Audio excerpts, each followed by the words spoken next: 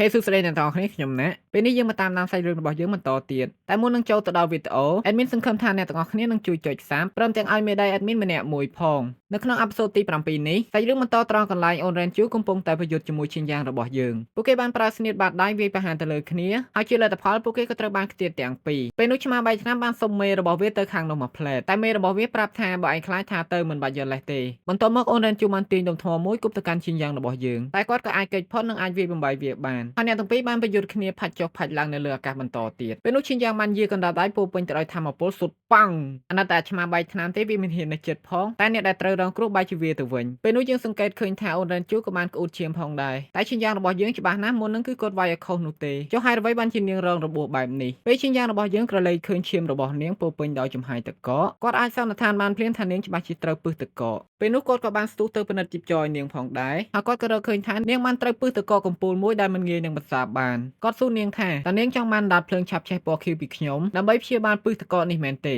នាងឆ្លើយថាពិតមែនហើយតែនាងក៏មិនប្រកាសថាវាអាចព្យាបាលជា100%ដែរពេលនោះឈិនយ៉ាងរបស់យើងបានប្រាប់ថាអណ្ដាតភ្លើងឆាប់ឆេះពណ៌ខៀវឥឡូវវានៅសល់ត្រឹមតែព្រលឹងទេវាអាចដុតកម្ដៅរាងកាយរបស់នាងបានខ្លះៗតែវាមិនអាចព្យាបាលនាងឲ្យជាដាច់100%បានទេតែបើនាងព្រមជួយខ្ញុំនឹងព្យាយាមរកវិធីសាស្ត្រដើម្បីជួយនាងវិញតែមើលទៅនាងដូចជាមិនចាប់អារម្មណ៍ទេពេលនោះនាងបានដកយកអាវុធរបស់នាងដែលដោតជាប់នឹងដីដែលធ្វើឲ្យអាឆ្មាបែកឆ្នាំភ័យប្រុងរត់ចោលម្ចាស់ទៀតបន្ទាប់មកនាងក៏បានដើរចាក់ចេញពីទីនោះពេលនាងដើរបានបន្តិចនាងក៏ក្អួតឈាមម្ដងទៀតពេលនោះឈិនយ៉ាងរបស់យើងបានប្រើមុំឡាស់ទីរន្ទះផ្លាស់ទីទៅខាងមុខនាងគាត់ប្រាប់ឲ្យនាងគិតឡើងវិញម្ដងទៀតព្រោះគាត់មានវិធីសាស្ត្រទប់ស្កាត់ជាតិពឹសមិនឲ្យរើឡើងវិញបានរយៈពេល3ខែហើយរឿងដែលគាត់ឲ្យនាងជួយក៏មិនមែនជារឿងធំដុំដែរអូរ៉ាន់ជូសួរថាតើចង់ឲ្យនាងជួយរឿងអីពេលនោះឈិនយ៉ាងបានប្រាប់ថាគ្រូសាតកោយន្តរបស់គាត់កំពុងតែមានគ្រោះថ្នាក់គាត់មានសត្រូវទាំងក្រៅទាំងក្នុងដែលជាហេតុធ្វើឲ្យគាត់ពិបាកដោះស្រាយហើយពេលនេះគាត់ចង់ឲ្យនាងទៅជួយគាត់ហើយនាងក៏ឆ្ងល់ថាថែមនាងតែម្នាក់ទៀតនឹងជួយអីបានខ្លះឈិនយ៉ាងរបស់យើងប្រាប់ថាកុំបារម្ភអីព្រោះគាត់មាន plan រួចហើយ admin មានអារម្មណ៍ថាប៉ែហ្នឹងដូចជាចង់នៅក្បែរគេច្រើនជាងចង់ឲ្យគេជួយមិនដឹងទេអ្នកទាំងអស់គ្នាសាកគិតមើលសត្រូវរបស់គាត់មួយបើមិនងាប់ក៏ពិការដែរហើយសំបីសង្សារចាស់គាត់ក៏គាត់ដេញចេញមិនយល់មុខដល់ពេលម្នាក់នេះមិនដែលស្គាល់គ្នាផងគេដេញវាយរត់ពេញព្រៃហើយសំខាន់ណាស់ពេលមានឱកាសវាយគេហើយធ្វើវាយខុសទៀតអ្នកទាំងអស់គ្នាគិតដូច admin អត់ comment មួយមើលមកបើ comment ឲ្យតាស់យើងបន្តសាច់រឿងទៀតហើយនៅពេលដែលពួកគេទាំងពីរបានព្រមព្រៀងគ្នារួចសាច់រឿងរបស់យើងក៏កាត់មកដល់ក្នុងភូមិគ្រឹះគ្រូសាតកោយន្តនៅទីនោះយើងឃើញកូនចៅក្រុមចចកដែកកំពុងសម្រុកវាយប្រហារចូលគ្រូសាតកោយន្តពួកគេបានកាប់សម្លាប់សិស្សកូនគ្រូសាតកោយន្តស្លាប់អស់ជាច្រើននាក់កាត់មកដល់មុខសាលធំនៅទីនោះយើងឃើញមានតែព្រឹទ្ធាចារ្យយន្តឡានតែម្នាក់គត់ដែលនៅឈរចាំការពារហើយគាត់ក៏បាននិយាយថាពួកគេពិតជាមកលឿនមែនពួកយើងព្យាបាលរបួសមិនទាន់បាន3ម៉ោងផងតែពាក់ហើយខៃបានដឹកនាំគ្នាមកវាយប្រហារបាត់ទៅហើយបន្តិចក្រោយមកហ្វៃបានរត់មកប្រាប់ថាលបងយុនសៀនគឺមិនស្ថិតនៅក្នុងបន្ទប់ទេលើគេថាគាត់ធ្វើដំណើរទៅទៀមស្រាតុងសេងរហូតមកដល់ពេលនេះហើយគាត់មិនទាន់ត្រឡប់មកវិញទៀតពេលនោះស្រាប់តែព្រឹទ្ធាចារ្យកញ្ចាស់ទាំង4នាក់ក៏បានមកដល់ពួកគាត់និយាយថាឥឡូវនេះសត្រូវកំពុងតែមកវាយប្រហារគ្រូសាតែវាបែរជាទៅអង្គុយផឹកស្រាកយគុណស្រីស្អាតតែម្នាក់ឯងទៅវិញបើតាមច្បាប់គ្រូសាពួកយើងអាចសម្លាប់វាបានពេលនោះព្រឹទ្ធាចារ្យយន្តឡានបានស្រែកប្រាប់ឲ្យពួកគាត់ទាំងអស់គ្នាឈប់និយាយភ្លាមទៅព្រោះកូនប្រុសរបស់គាត់មិនមែនជាមនុស្សបែបហ្នឹងទេនៅពេលនេះរឿងសំខាន់ដែលពួកយើងត្រូវធ្វើគឺរកវិធីសាស្ត្រទប់ទល់ជាមួយសត្រូវតែពួកក្រុមព្រឹទ្ធាចារ្យបាននិយាយថារឿងទាំងអស់នេះកើតឡើងដោយសារតែព្រឹទ្ធាចារ្យយន្តឡានព្រោះគាត់បានរៀបរៀងការរៀបការរវាងហ្វៃនិងក្រុមចចកដែកដែលធ្វើឲ្យពួកក្រុមចចកដែកខឹងហើយក៏លើកគ្នាមកវាយប្រហារបែបនេះពេលឮដូច្នេះព្រឹទ្ធាចារ្យយន្តឡានក៏បានតបថាបើពួកអស់លោកយល់ថាក្រុមចចកដែកជាមនុស្សល្អពួកអស់លោកនាំគ្នាទៅរៀបការខ្លួនឯងទៅខ្ញុំមិនឲ្យក្មួយស្រីរបស់ខ្ញុំទៅរៀបការរងទុកនៅទីនោះទេបន្ទាប់មកក្រុមព្រឹទ្ធាចារ្យ4នាក់ក៏បាននិយាយថាឥឡូវនេះលោកគ្មានអ្នកការពារឆ្វេងស្ដាំដូចពីមុនទេបើយល់ល្អឆាប់ចុះចេញពីតំណែងហើយរឿងជាមួយក្រុមចចកដៃទុកឲ្យពួកខ្ញុំជាអ្នកដោះស្រាយបើមិនដូច្នេះទេពេលពួកក្រុមចចកដៃឡើងមកដល់ពួកគេនឹងសម្លាប់លោកសូមបញ្ជាក់ថាក្រុមព្រឹទ្ធាចារ្យ4នាក់បានរួមគំនិតជាមួយក្រុមចចកដៃពួកគេក្បត់គ្រូសាបែបនេះគឺចង់បានតំណែងខ្លាយជាថ្នាក់ដឹកនាំគ្រូសាដើម្បីក្រុមចចកដៃមកជួយពួក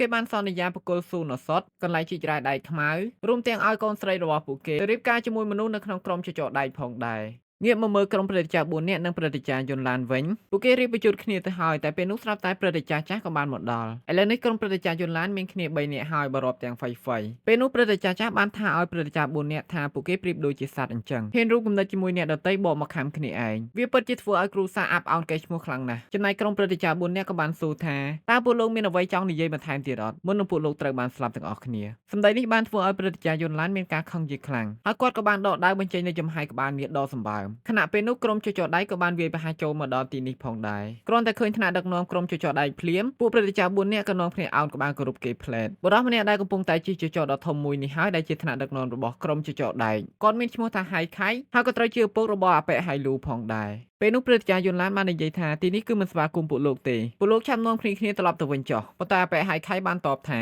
ពួកលោកបានសម្លាប់មេតបខ្លាក្រហមនិងមេតបអន្ត្រីរបស់ខ្ញុំតែខ្ញុំមិនអាចមកទីនេះដើម្បីសងសឹកបានទេមែនព្រឹទ្ធាចារ្យយន្តឡានបានប្រាប់ថាពួកវាជាអ្នកមកវាយប្រហារពួកខ្ញុំមុនបន្ទាប់មកអបិហៃខៃប្រាប់ថាខ្ញុំនឹងមានរឿងមួយទៀតវាជារឿងដែលទាក់ទងនឹងស្នេហារបស់កូនប្រុសខ្ញុំរាល់ថ្ងៃវាតែងតែរំអុកខ្ញុំឲ្យមកទៅដឹងហ្វៃហ្វៃហើយពេលនោះអបិហៃលូក៏បានស្រែកថាវាបានឲ្យឪពុកវាចូលទៅដឹងហ្វៃហ្វៃដោយដែលវាបានសន្យាហើយហ្វៃហ្វៃគួរតែព្រមទៅជាមួយវាខណៈពេលនោះព្រឹទ្ធាចារ្យយន្តឡានក៏បានស្រែកថាដរាបណាគាត់នៅមានដង្ហើមគាត់មិនឲ្យអ្នកណានាំហ្វៃហ្វៃទៅណាទេព្រឹទ្ធាចារ្យចាស់ក៏បានស្រែកថានៅមានគាត់មួយទៀតពេលនោះអបិហៃខៃបានយកចំណាត់ខ្មាំងដែលត្រូវជាម្ដាយរបស់ហ្វៃហ្វៃមកគំរាមពេលនោះហ្វៃហ្វៃមានការតក់ស្លុតជាខ្លាំងហើយក៏បាននឹងវល់គេដោះលែងម្ដាយគាត់បន្ទាប់មកហ្វៃហ្វៃបាននិយាយទៅកាន់ព្រឹទ្ធាចារ្យ4នាក់ថាកាលពី3ឆ្នាំមុនពួកលោកថាម្ដាយរបស់ខ្ញុំបានរត់ចេញពីផ្ទះតើពួកលោកកុហកខ្ញុំហើយចាប់ម្ដាយខ្ញុំឃុំទុកមែនទេព្រឹទ្ធាចារ្យម្នាក់នៅក្នុងចំណោមព្រឹទ្ធាចារ្យ4នាក់ចេញមកនិយាយថារឿងនេះមិនអាចបន្ទោសគាត់បានទេព្រោះម្ដាយរបស់នាងតែងតែប្រឆាំងនៅអ្វីដែលពួកគាត់ធ្វើទើបពួកគាត់ទាំង4នាក់បង្ខំចិត្តឃុំម្ដាយរបស់នាងទុកពេលនោះហ្វៃហ្វៃនិយាយទាំងទឹកភ្នែកថាពួកលោកនិងឪពុករបស់ខ្ញុំពិតជាអាក្រក់ខ្លាំងណាស់ពីពេលនេះទៅខ្ញុំលែងចាត់ទុកពួកលោកជាឪពុករបស់ខ្ញុំទៀតហើយព្រឹទ្ធាចារ្យម្នាក់នោះឮហើយនិយាយថាក្មេងរមើលគុណទោះខ្ញុំបដៅនាងជំនួសឪពុករបស់នាងតិចចុះហើយគាត់ក៏បានដើរចូលទៅបំរុងនឹងផ្ទះកាភ្លៀងនាងតែពេលនោះស្រាប់តាប៉ែហៃលូបានផ្ទាត់ដៃផាច់ហើយយារដំងដាក់ក្បាលព្រឹទ្ធាចារ្យនោះផ្លាប់ងាប់នៅកន្លែងកើតហេតុតែធ្វើឲ្យអ្នកនៅទីនោះស្រឡាំងកាំងគ្រប់គ្នាបន្ទាប់មកប៉ែហៃលូបាននិយាយថាហ្វៃហ្វៃចាំបងអ្នកការពារអូនបើអូនមិនចង់ឲ្យមានអ្នកស្លាប់បន្ថែមទៀតអូនឯងគួរតែធ្វើអ្វីអូនឯងដឹងស្រាប់ហើយដោយបារម្ភពីសុខភាពម្ដាយរបស់នាងនិងអ្នកផ្សេងៗទៀតនៅក្នុងគ្រួសារពេលនោះហ្វៃហ្វៃក៏សម្រេចចិត្តថានឹងទៅជាមួយពួកគេផងដែរចំណែកឯព្រឹទ្ធាចារ្យយន្តឡាននិងសិស្សកូននៅក្នុងគ្រួសារក៏បារម្ភពីនាងដែរតែមិនដឹងធ្វើយ៉ាងម៉េចបន្ទាប់មកប៉ែហៃខៃក៏បាននិយាយថាកុំភ្លេចបោះត្រាបកគលនៅអណ្ដូងរ៉ែដៃខ្មៅនិងស៊ូនៅសុទ្ធគ្រួសារតកោយន្តព្រមទាំងវត្ថុមានតម្លៃផ្សេងៗទៀតឲ្យគាត់ផងចំណែកឯពិធីមង្គលការត្រូវរៀបចំឡើងនៅក្នុងទៀមស្រាគ្រួសារតកោយន្តផងដែរសាច់រឿងក៏បានកាត់មកដល់ក្នុងទៀមស្រាតងសេងនៅទីនោះយុនសៀនមិនបានមកផឹកស្រាដើម្បីគយគុណស្រីស្អាតទេតែគាត់មកដើម្បីសុំជំនួយពីយុនហ្វានទៅជួយគ្រួសាររបស់គាត់ដែលកំពុងមានបញ្ហាទោះបញ្ជាក់ថាម្នាក់នេះមានឈ្មោះថាយុនហ្វានគាត់ក៏ជាសមាជិកនៅក្នុងគ្រួសារតកោយន្តដែរគ្រាន់តែគាត់ជាសមាជិកនៅក្នុងគ្រួសារតកោយន្តធំនៅឯរាជធានីចំណែកឯគ្រួសារតកោយន្តរបស់យុនសៀនគ្រាន់តែជាដៃជើងឬក៏សាខារបស់គ្រួសារតកោយន្តធំនៅក្នុងរាជធានីតែប៉ុណ្ណោះពេលនោះយុនហ្វានបដិសេធមិនព្រមជួយទេព្រោះក្រុមចចដៃហ៊ានវាយប្រហារគ្រួសារតកោយន្តបែបនេះដោយសារតែមានគ្រួសារតកោលីននៅចាំជួយជុំជ្រែងពីក្រោយហើយគាត់មិនចង់មានបញ្ហាជាមួយគ្រួសារតកោលីនដោយសារតែជួយសាខាគ្រួសារដ៏តូចមួយនោះទេពេលនោះយុនសៀននៅតែបន្តលុតជង្គង់អង្វរថាទោះបីជាគ្រួសារគាត់ជាគ្រួសារតូចក៏ដោយតែបើសិនជាគ្រួសារតូចនេះត្រូវបានបំផ្លាញដោយងាយវាក៏ជាឥទ្ធិពលដល់គ្រួសារធំនៅក្នុងរាជធានីផងដែរពេលនោះយុនហ្វានបានដកដាវព្យួងកយុនសៀនហើយនិយាយថាវានឹងព្រមជួយប្រសិនបើឲ្យយុនឈិនយ៉ាងមកធ្វើជាកូនចៅរបស់វាព្រមទាំងនាំយកប្រាក់10លានដំឡឹងនិងលិខិតផ្ទេរកម្មសិទ្ធិអណ្ដូងរ៉ែដៃខ្មៅឲ្យវាផងដែរតែយុនសៀនប្រាប់ថាបើចង់បានរបស់ផ្សេងគឺអាចបានតែបើចង់បានឈិនយ៉ាងគឺមិនអាចនោះទេពេលនោះអបិយុនហ្វានបានតបថាបើអញ្ចឹងគឺវាមិនជួយនោះទេហើយវាក៏បានគវាផ្លែដែរបណ្ដាលឲ្យយុនសៀនមានរបួសផងដែរសាច់រឿងក៏បានកាត់មកដល់កន្លែងឈិនយ៉ាងរបស់យើងហើយវិធីសាស្ត្រដែលគាត់ប្រើប្រាស់ដើម្បីជួយអូនរ៉ែនជូគឺប្រើប្រាស់អាវត្ថុស្អុយមួយដែលបានមកពីវត្តរញ៉េរញ៉ៃគ្រាន់តែដកវត្ថុនោះចេញមកភ្លាមវាបានជះក្លិនស្អុយពេញនឹងសូម្បីតែគាត់និងអាឆ្មាបែកឆ្នាំក៏នាំគ្នាបិទច្រមុះផងដែរចំណែកអូនរ៉ែនជូបានថយក្រោយហើយសួរទៅកាន់ឈិនយ៉ាងថាតើលោកចង់ធ្វើអ្វីឈិនយ៉ាងរបស់យើងបានប្រាប់ថាវត្ថុនេះជាផ្សិតលីងឈី7វិញ្ញាណពាន់ឆ្នាំវត្ថុនេះកម្រខ្លាំងណាស់ទោះបីជាវាមានក្លិនស្អុយមែនប៉ុន្តែវាអាចជួយនាងបានពេលនោះឈិនយ៉ាងឡើងតែនិយាយភ្លេចខ្លួនអូនរ៉ែនជូក៏ដាក់មេប្រូចទៅបានព្រោះនាងមិនចង់ប្រើប្រាស់វត្ថុស្អុយបែបនេះទេប៉ុន្តែនាងរត់បានតែបន្តិចនាងក៏បានដួលសន្លប់នៅទីនោះចំណែកឯឈិនយ៉ាងដែលជាប្រុសស្មោះរបស់យើងក៏មិនឲ្យស្រីស្អាតរួចខ្លួនដែរគាត់បានរត់ទៅតាមនាងហើយជ្រាបពេលដែលនាងសន្លប់គាត់ក៏បានប្រើវត្ថុនោះព្យាបាលឲ្យនាងទោះបីជាគាត់ដឹងថាក្នុងចិត្តនាងមិនពេញចិត្តប្រើវត្ថុនេះក៏ដោយបន្ទាប់ពីព្យាបាលអស់រយៈពេលប្រហែល80ម៉ោងក្រោយមកនាងក៏បានដឹងខ្លួនវិញពេលនោះនាងបានអរគុណទៅកាន់ឈិនយ៉ាងនិងបានណែនាំឈ្មោះប្រាប់គ្នាទៅវិញទៅមកផងដែរចំណែកឆ្មាបែកឆ្នាំក៏បានទៅហិតអូនរ៉ែនជូព្រោះវាចង់ដឹងថាមានក្លិនស្អុយដោយវត្ថុមួយនោះអត់តែក៏ត្រូវបានឈិនយ៉ាងចាប់ក្បួនវាហើយប្រាប់វាកុំឲ្យរលាមខ្លាំងពេកពេលនោះឈិនយ៉ាងរបស់យើងក៏បានកលេចឃើញផ្លាកបញ្ជារបស់អូនរ៉ែនជូ